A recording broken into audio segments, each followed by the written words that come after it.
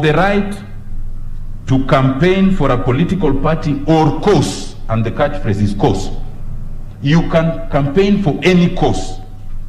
And the issue here, my lord, is that these two provisions are in the Bill of Rights. Are they limited in terms of excluding the president? If they are to be limited, you must come to Article 24. And Article 24 requires that to limit any right, it must be limited by law. In this case, read legislation. Is there any legislation that limits the president from this initiative? The answer is no. If there was to be any legislation, then again the court would be called upon to look at it and determine whether it is reasonable in an open and democratic society. My lord,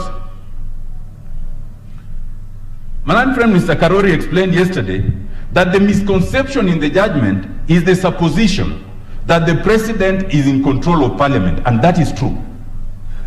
It supposes that to be president, you will always be in a party that is majority in parliament. It is a misconception of a presidential system. You can actually be in the minority, but it can be worse.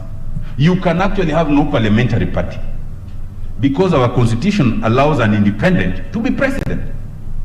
So, can it be said in fairness that you as president, your only avenue is parliament, where you may not even have a party? That is a misconception, my lord. Especially given the role of the president in terms of national unity and fostering unity. Thirdly, my lord,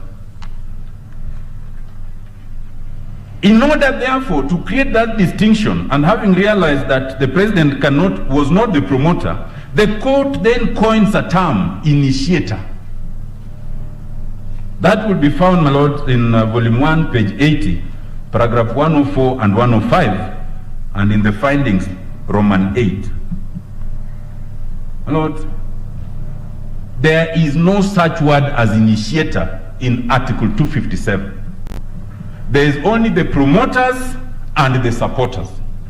And with respect, this word then is used in the judgment to camouflage the difficulty in identifying the promoters.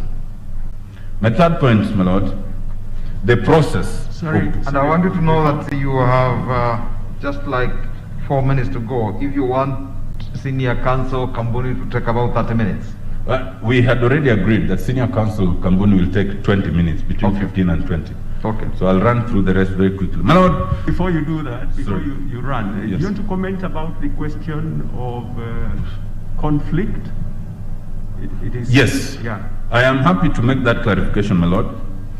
The court finds that the role of the president as initiator will be in conflict, because after the document is passed, it then goes to the president.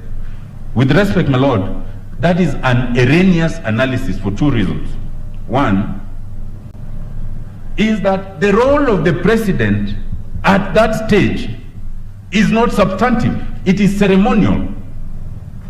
The constitution is clear that once it leaves parliament for a popular initiative, whether parliament endorses or not, as long as it has aspects that require referendum, then it will be forwarded to the IBC. So there cannot be a conflict where your role is ceremonial in that situation. But also, my lord, secondly, because for a popular initiative such as this that has clauses requiring a referendum, it is not the president that determines whether it becomes law. It is the people.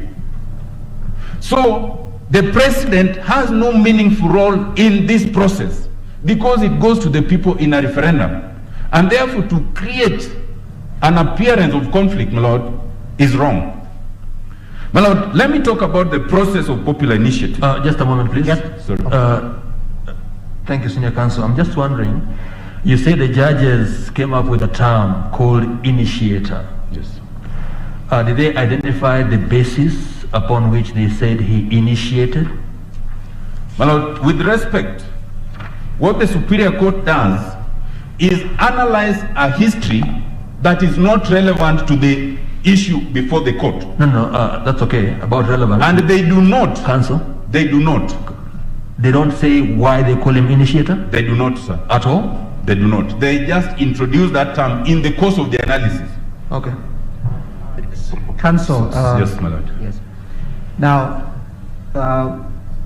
there were submissions made yesterday about the background to the popular initiative clause. Yes, my lord. And one that was made was that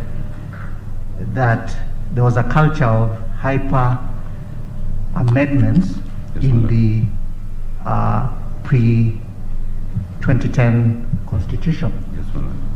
Now, the argument you made that any person, including a member of the executive, can fall in the bracket of the people under Article 257. Yes, my lord.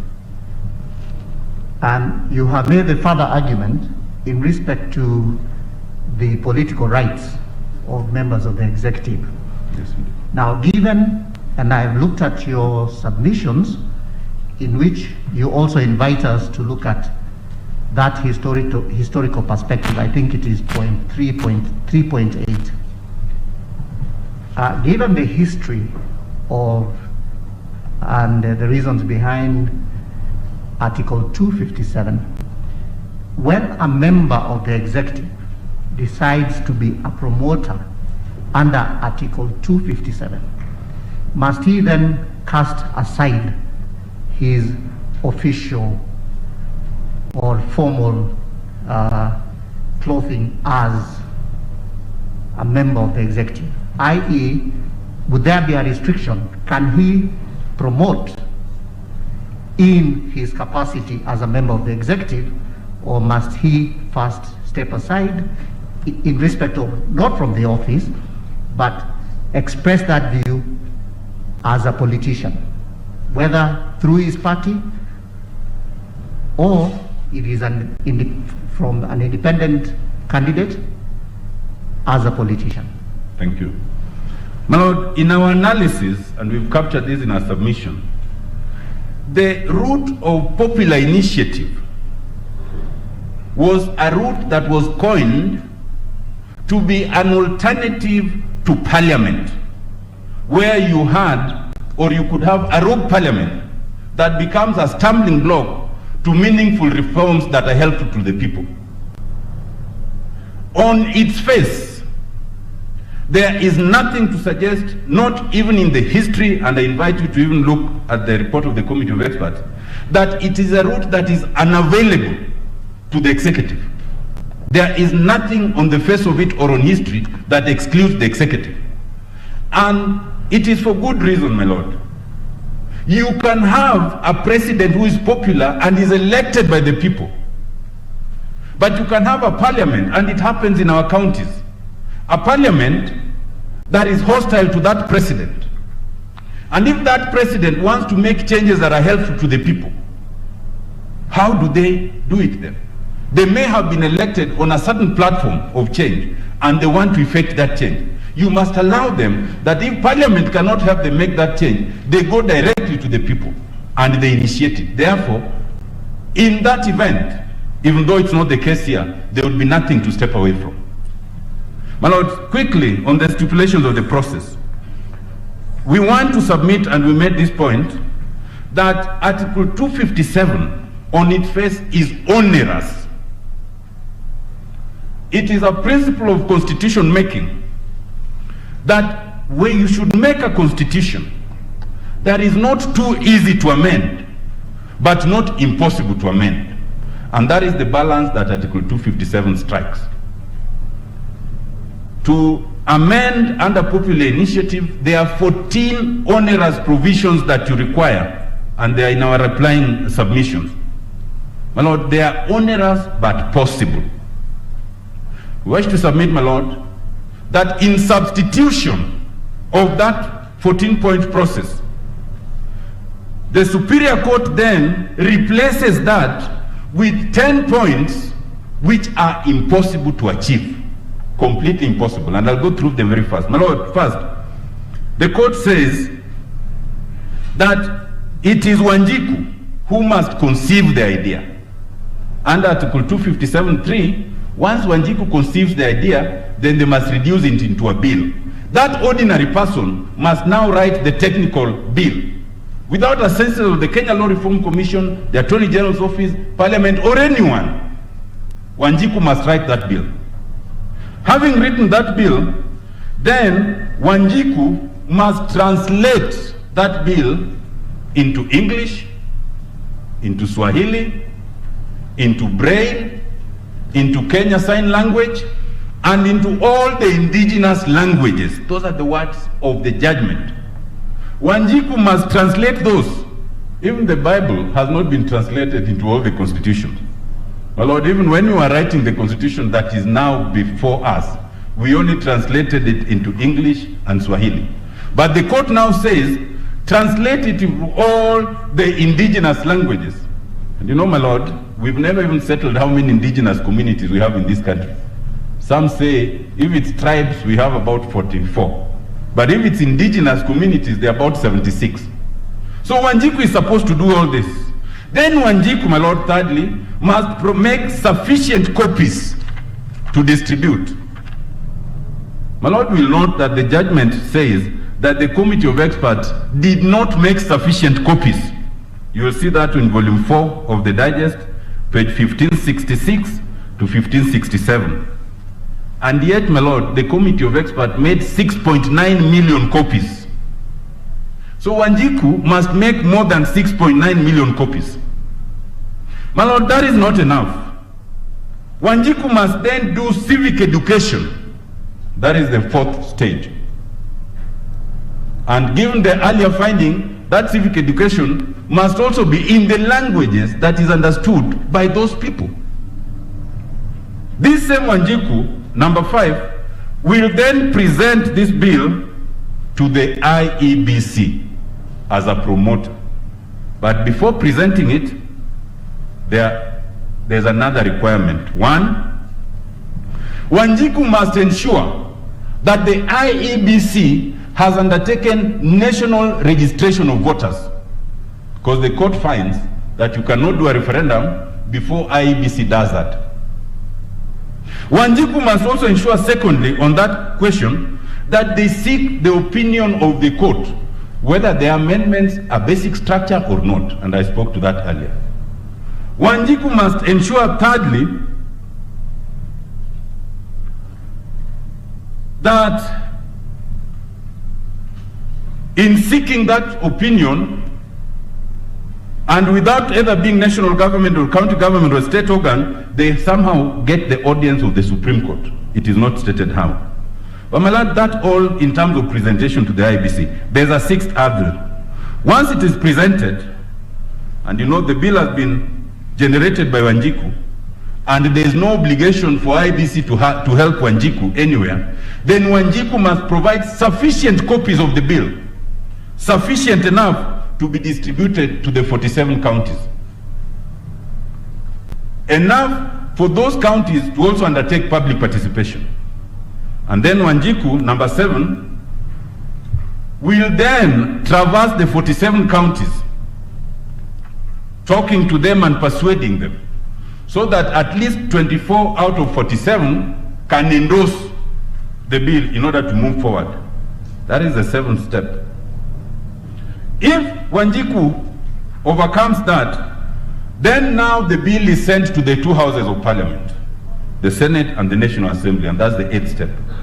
At that point, Wanjiku must engage with the 2 houses during their public participation to explain and undertake public participation and persuade them to endorse it.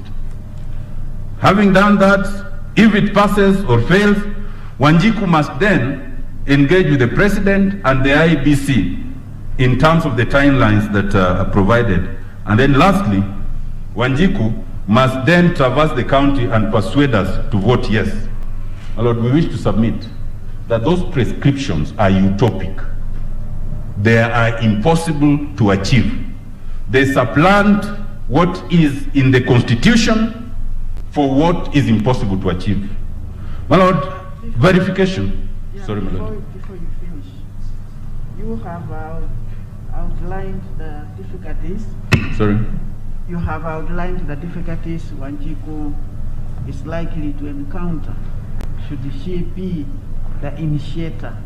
And yesterday we were told here that Wanjiku can exercise that right or through personally or through the elected.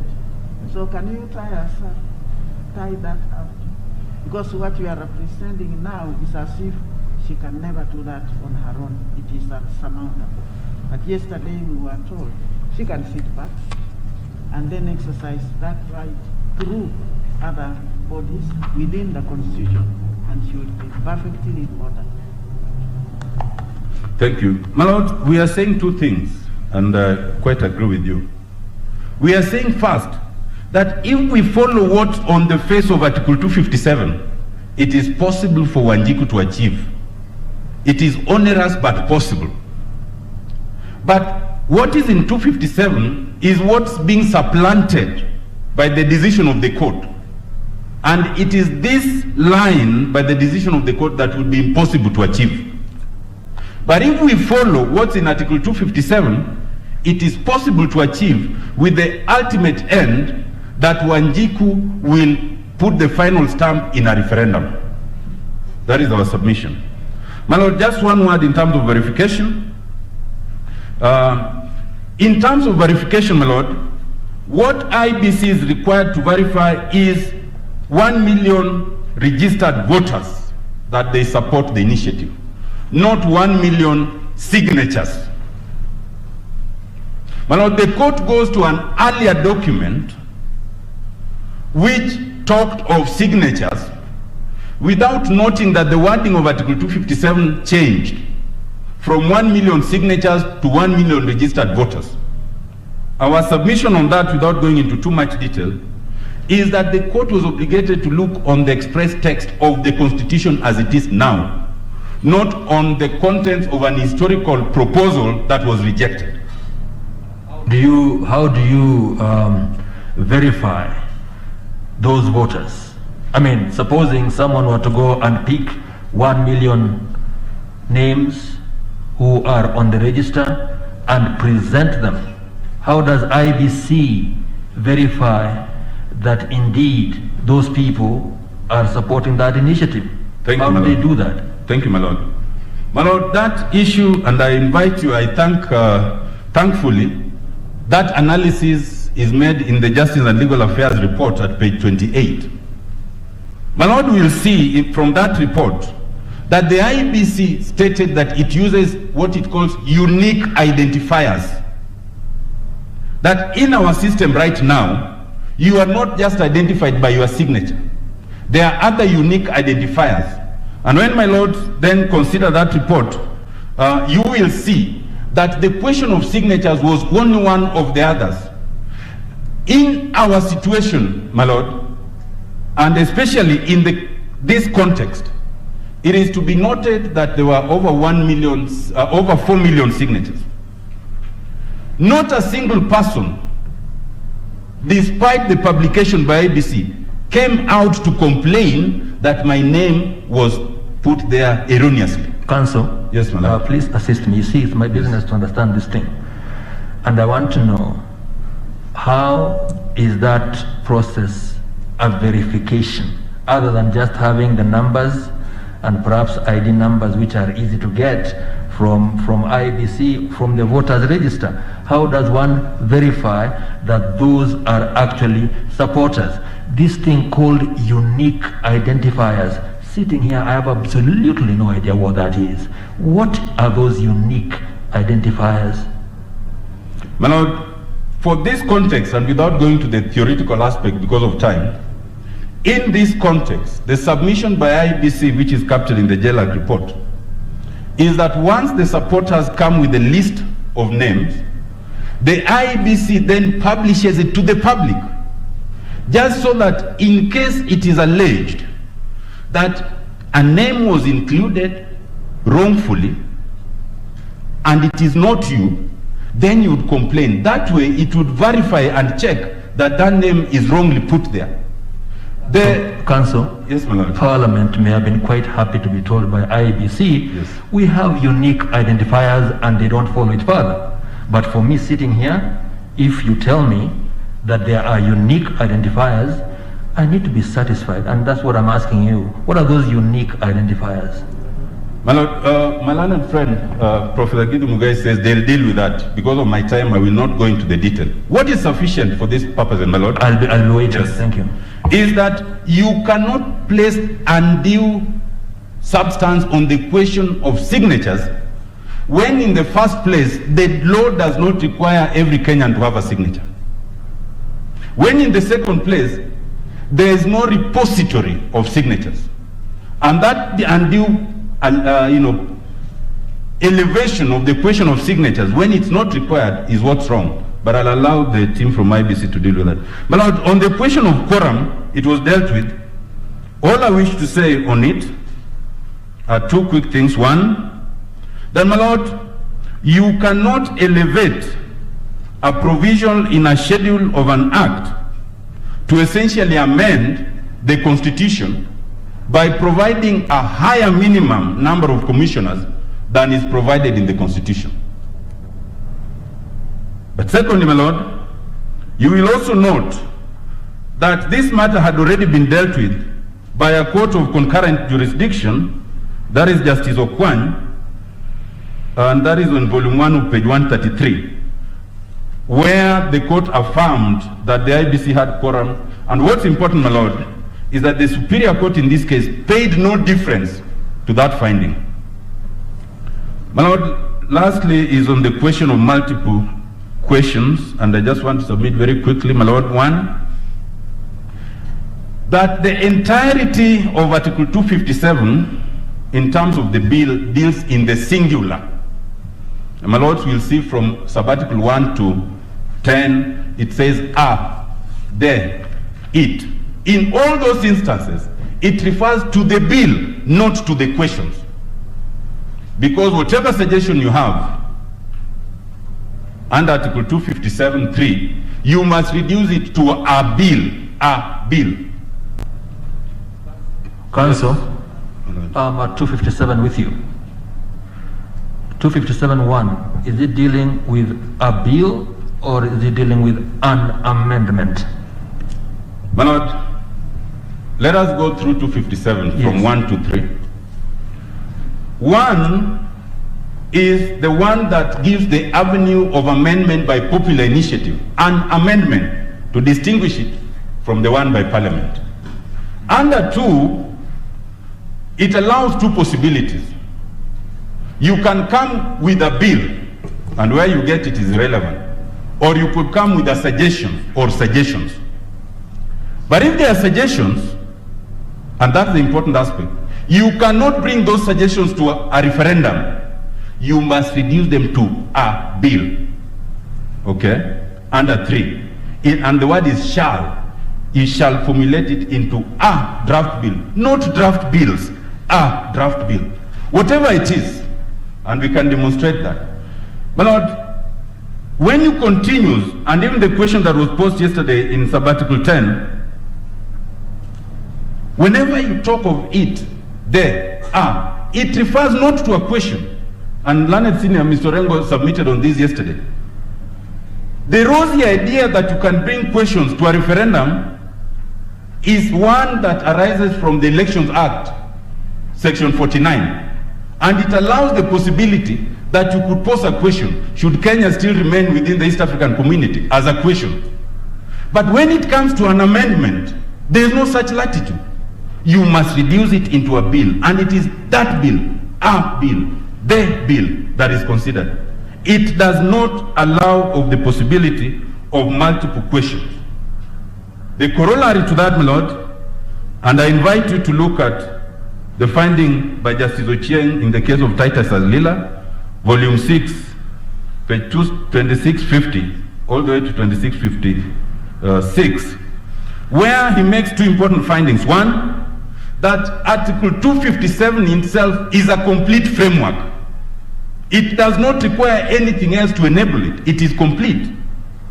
And in fact, he goes ahead to find that to try and direct IBC on how to undertake a referendum is a usurpation of their jurisdiction. Mr. Atiende, do you still intend to give your other counsel 20 minutes? I am now 2 minutes and I'm done, my lord. I think it's the questions that 2 minutes. My lord, it is also to be noted that the court failed to take judicial notice, although it was submitted, that there is a referendum bill. And that referendum bill is produced in the reply to the additional evidence. And in detail, without explaining, it demonstrates why why Parliament adopted the view that you cannot have multiple referendum questions. Indeed, my lord, if you were to accept that you are to have multiple referendum questions, then it cannot only be for the voter at the referendum. Will you have those multiple referendum questions to the counties? Will you have them to Parliament when they are considering it? The answer is no. It would result in unimaginable difficulties and you would not have a constitution. My lord, lastly, is to say that the JLAC report that is annexed